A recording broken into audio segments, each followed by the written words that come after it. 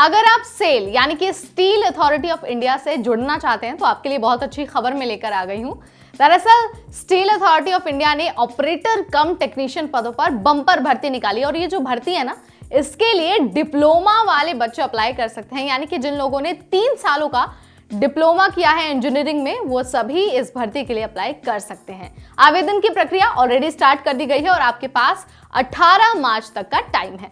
तो अगर आप इस वैकेंसी के इच्छुक हैं ना, तो आपको इस वीडियो को एंड तक देखना होगा, क्योंकि हम इसी वीडियो में आपको वैकेंसी की बेसिक डिटेल्स देने वाले हैं। ओके, तो चलिए शुरू करते हैं।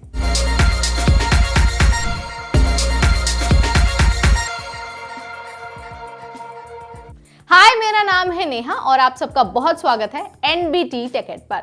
सेल ने ऑपरेटर कम टेक्नीशियन पदों पर बम्पर भर्ती निकाली है और ये भर्ती डिप्लोमा वाले बच्चों के लिए है। तो अगर आपको इस भर्ती का हिस्सा बनना है तो कुछ नहीं करना है, एक वेबसाइट है, बस वहां पर जाना है, अपना फॉर्म भरना है और फॉर्म को सबमिट कर देना।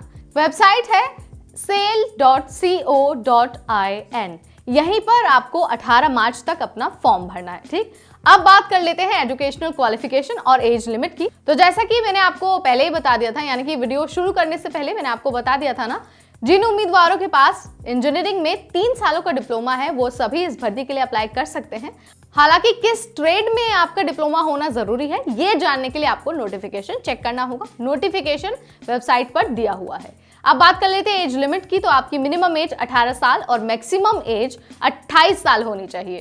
तो ये बात हो गई कि आपके पास कौन सी योग्यता होनी चाहिए, आपकी उम्र कितनी होनी चाहिए। अब आपको बता देते हैं कि फॉर्म भरते वक्त आपको फीस कितनी देनी है। तो अगर आप जनरल, ओबीसी या फिर ईडब्ल्यूएस कैटेगरी से बिलोंग करते हैं तो आपको 500 रुपये एप्लीकेशन फीस देनी होगी।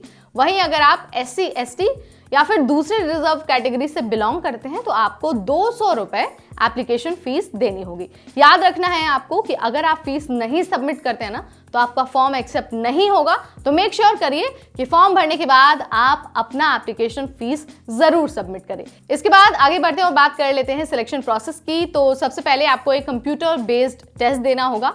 उसके बाद बुलाया जाएगा आपको फिजिकल मेडिकल टेस्ट के लिए, और अगर आप ये तीनों चीजें क्लियर कर लेते हैं तो आपको बुलाया जाएगा डॉक्यूमेंट वेरिफिकेशन के लिए।